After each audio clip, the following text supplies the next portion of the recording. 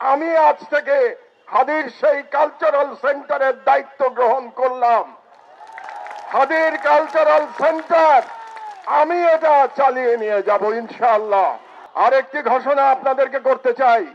হাদি একটা অসাধারণ কাজ শুরু করেছিল। হাদি একটা কাজ পাগলা ছেলে, অসাধারণ কাজ শুরু করেছিল।